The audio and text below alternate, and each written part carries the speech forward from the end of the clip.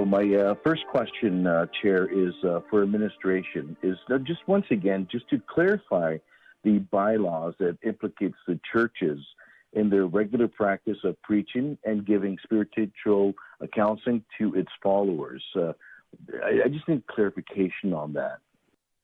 So I think it might be helpful if we talk a little bit about what this bylaw applies to and what it doesn't, and specifically to clergy and church organizations, synagogues, mosques, and other faith-based organizations. So if this proposed prohibited business bylaw is passed as it is, it will include not-for-profit organizations, such as faith-based groups, for example. So what do you mean by non-profitable? Sorry to interrupt you, but then what about not paying business taxes? Is that non-profitable organization? So if we reference the definition of business that's been proposed for this bylaw, in the, I don't think I have a slide with it on, but we can reference it within the proposed bylaw. It references in the last sort of statement that it has whether or not for profit and however organized or formed, including a cooperative or associations of persons. So the city currently uses this definition in multiple other bylaws where we reference business, including our business license bylaw. And businesses are recognized as businesses regardless of whether they hold a business license or not. Okay. Is that helpful? Oh, a little bit. Okay. I just curious, how this is all going to work. Like, what about, I hate going down this dark hole, but, like people are always trying to do better. And people always want to share their 2 cents of anything. So let's say if somebody is going to a church or faith or a Muslim or whoever the case may be, and just goes there just to have a chat with the preacher or the priest or whoever the case is, and just wants to talk about transgender or getting out of the faith or doing something, and they entrap him and they videotape him, like him talking about it. Does he go to jail and get a $10,000 fine, or he or she? Through the chair.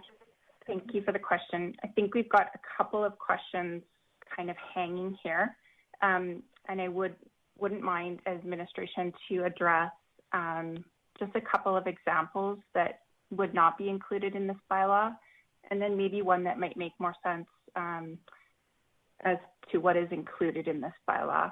And then we can talk a little bit about evidence and yes, please.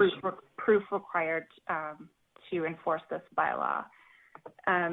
So we heard a lot about parents wanting to talk to their children, family discussions. That is not included in this bylaw.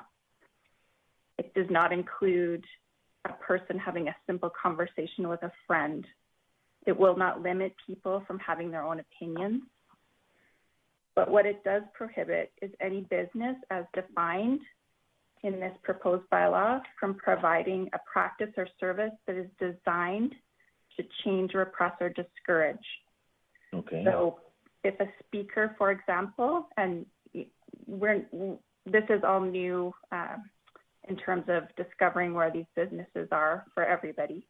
But for example, if a speaker held an organized event that promoted conversion therapy as defined in this bylaw, this would be likely a prohibition of this bylaw. Okay. But so if an individual just goes there and starts talking to the pastor or to whoever the case may be, and just says, I'm thinking of transgendering or changing sex or something, and he talks to him or she talks to him about it, it can't be an entrapment or anything, right? Through the chair, thank you for that follow-up question, Councillor Miglioka. So with regards to enforcing the proposed prohibition bylaw, the city would require proof of transaction and or proof of advertising conversion therapy. And this is enough to show violation of the proposed prohibited businesses bylaw. Okay, I got you. Okay. Understand. Interesting. Okay. And so what, Now, in this bylaw, it only applies to businesses. Now, can the city legal team clarify what the bylaw consists of churches to be a business or not being a business? So I always understand that if you don't pay business taxes, you're not really quoted as a business. Is that correct or not or true? Through the chair, the way that business is defined in the MGA and within this bylaw includes a cooperative. It's very open definition. So however organized or formed, including a cooperative or association of persons. So it doesn't matter whether it's for profit or they are paying business taxes. It's the fact that it's organized in some manner. Let me clarify from the chair, Councillor Malioka, a church and the work that a church does would definitely fall within this definition. Okay. So if counseling work undertaken by a church was deemed to be conversion therapy, they would be in danger of violation of this bylaw. They would be in danger of conducting conversion therapy and would be subject to the penalties of this bylaw. But Chair, just to reassure, just to confirm here, and to say only if they advertise that they do conversion therapy, then they're illegal. They're not supposed to be doing that. But if somebody off the street just walks in and wants to get some advice, that is perfectly legal, correct? I think you probably want to ask administration what the definition of transaction and advertising is. Because if someone walks in off the street and talks to a pastor, probably won't count. But if they start to make scheduled meetings to meet and do this, then it absolutely does apply, I believe. Even like follow-up counseling? Can we get an opinion from administration on this? I believe it does, but administration? Through the chair, thank you for the question. You are correct. Proof of transaction, proof of advertising would show violation. And so proof of transaction can look like a number of things, as I understand. Of course, the easiest transaction that we're most aware of is a exchange of money, but that can look different, and it would be investigated based on the alignment to the definition of conversion therapy. So they would look at every situation in its unique setting, and to be honest, every complaint would be investigated fully and looked into fully. The definition of advertising, we have been. I'm just going to look for it here. So why are you looking for that also? So donation would be qualified as a transaction of a cash transaction, a donation? Through the chair, thank you for that question. Yes, it would. It would, eh? Interesting, okay.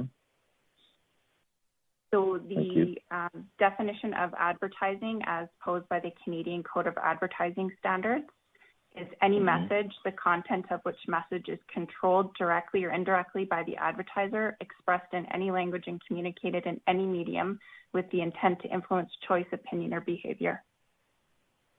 Thank you. And that advertising, is there an expiry date? Is it 1 day, or is it plus 1 day, or is it a week, or what's qualified as advertising? Is it 1 day, 2 days, or a week, or any time?